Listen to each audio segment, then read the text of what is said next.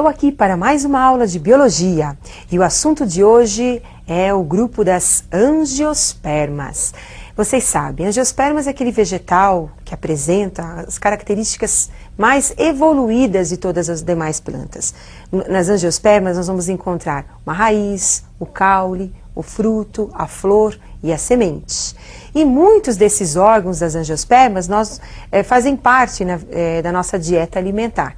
Por exemplo, que delícia aquela batata doce que é uma raiz, e aquele caule suculento que é o palmito, e aquele pêssego maravilhoso que é um fruto.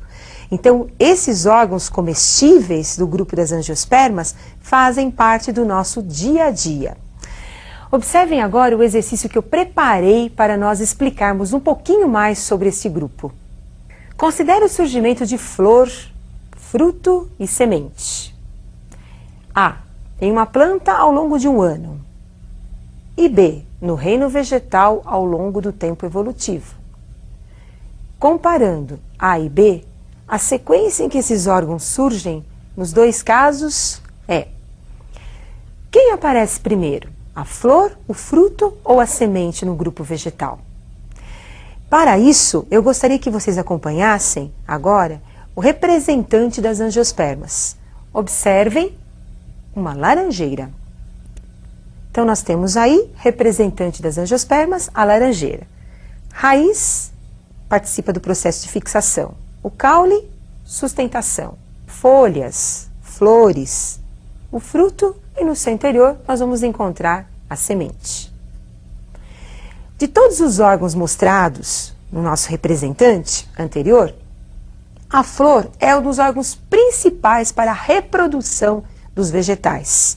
É na flor que nós vamos encontrar as estruturas, na verdade, sexuais do vegetal, porque a flor é o órgão sexual das plantas. Observem, então, a estrutura de uma flor. Temos aí, no seu interior, a presença de estruturas que são a parte sexual da planta. Nós vamos encontrar a parte feminina e masculina do vegetal, inseridos nessa flor. Como vocês observaram, além dessa flor, existe uma diversidade enorme de flores, com estruturas diferentes, com cores diferentes, com perfumes diferentes e, mais do que isso, com também formas diferenciadas. Mas sempre a flor é o órgão sexual dos vegetais. Agora nós vamos conhecer um pouquinho mais da flor, a parte interna da flor. Internamente, nós vamos encontrar a parte sexual do vegetal, estame, representando a parte masculina do vegetal. Carpelo, que também pode ser chamado de pistilo. O carpelo é um conjunto de folhas modificadas que formam o pistilo, representando a parte feminina do vegetal. As pétalas, que são folhas coloridas, que envolvem e protegem as estruturas sexuais do vegetal. Sépala, folhas verdes, que também participam da proteção das estruturas sexuais. Receptáculo floral, onde nós vamos encontrar as estruturas sexuais inseridas no interior da flor. E o pedúnculo floral sustentando as estruturas sexuais. Como acabamos de observar, nessa mesma flor nós encontramos a parte feminina e a parte masculina do vegetal. Então, neste caso, nós temos uma flor monóica. O que significa isso? Nós temos os dois sexos, o feminino e o masculino, juntos numa mesma casa, que é a mesma flor. Então, nesse caso, nós temos a flor monóica. Poderemos encontrar posteriormente flores dioicas, onde nós vamos ter os sexos separados. Em uma flor apenas a parte feminina, e em uma outra flor apenas a parte masculina, como nós veremos no decorrer desta aula. Agora, como é que as plantas realizam seu processo de fecundação? Então, acompanhe agora a formação dos gametas femininos e masculinos. Então, nós temos nessa flor a presença da antera. A antera mais o filete corresponde à estrutura masculina do vegetal, que nós chamamos de estame. É na antera, nessa bolsa sustentada pelo filete, que ocorre a produção de grãos de pólen. Em seguida, vocês estão observando agora o estilete, que serve para a ligação do estigma até o ovário. O ovário, essa porção mais dilatada, no seu interior nós encontramos o óvulo dos vegetais. E é no seu interior que nós vamos ter o gameta feminino sendo produzido.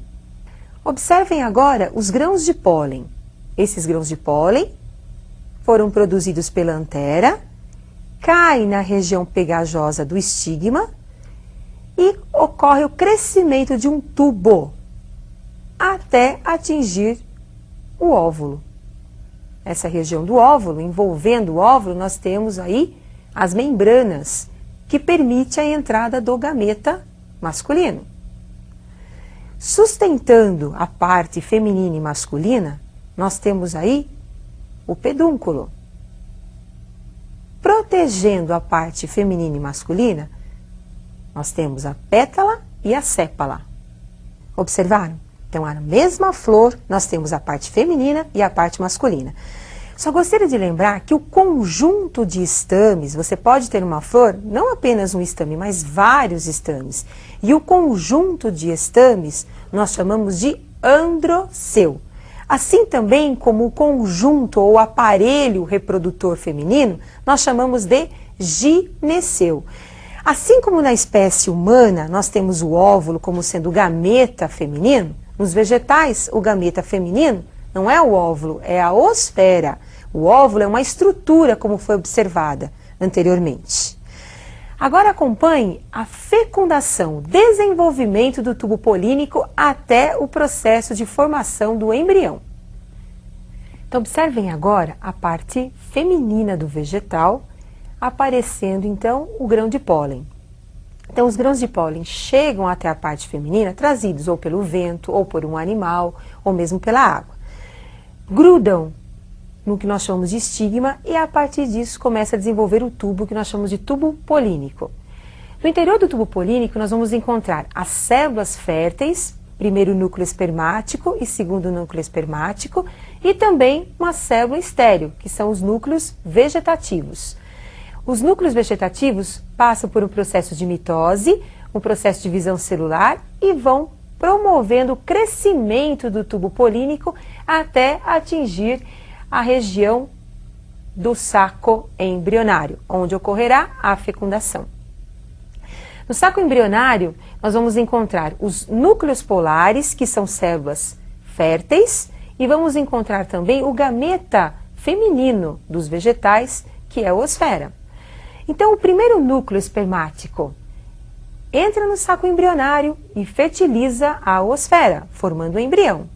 Em seguida, nós vamos ter a entrada do segundo núcleo espermático, que vai penetrar também no saco embrionário e fecundar os núcleos polares, onde nós teremos agora a fecundação ou a fusão de 3 núcleos, formando uma estrutura triploide, que é o zigoto triploide, formando então o endosperma.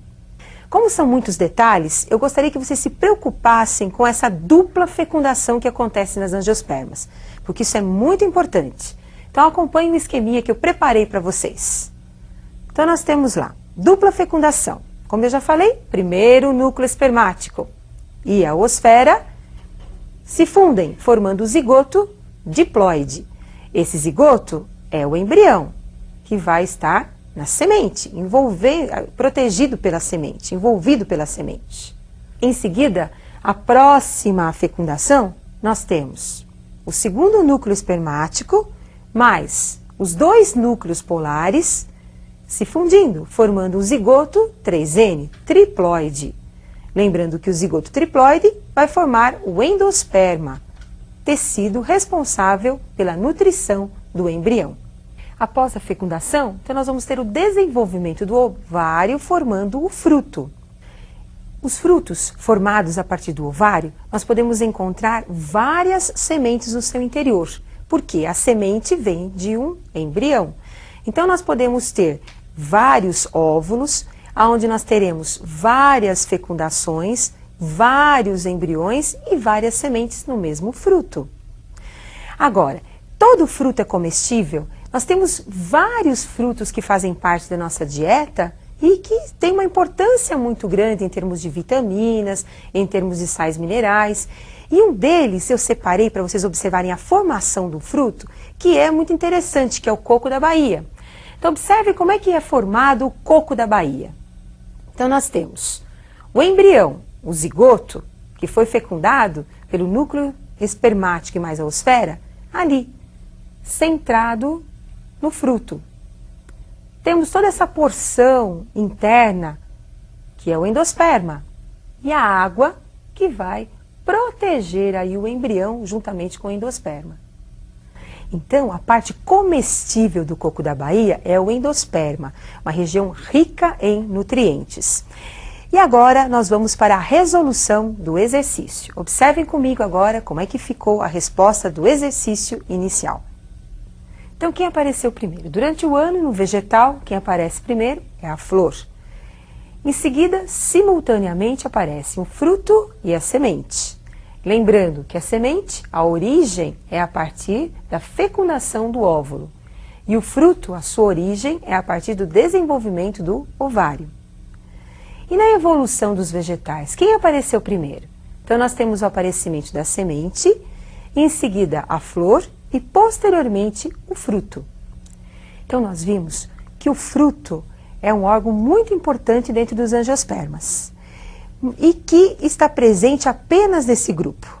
Agora, um detalhe que vocês também devem lembrar é que muitas vezes nós ingerimos na nossa dieta alimentar muitos frutos e que nem imaginamos que são frutos verdadeiros, como é, por exemplo, o caso do pepino, da azeitona, do tomate, que são exemplos de frutos verdadeiros. Apresentam sementes diversas e são frutos.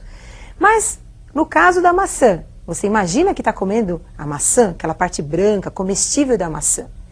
Mas na verdade você está ingerindo um pseudo-fruto da maçã. Porque o fruto verdadeiro é aquela parte mais escura, que fica na região interna da maçã. E é lá que nós vamos encontrar a semente. Lembrando que a semente envolve sempre o embrião. Bom, espero que vocês tenham aprendido um pouquinho sobre as características principais das angiospermas e também da fecundação. Lembrando sempre da importância dos frutos na nossa dieta alimentar. E eu aguardo vocês para a nossa próxima aula.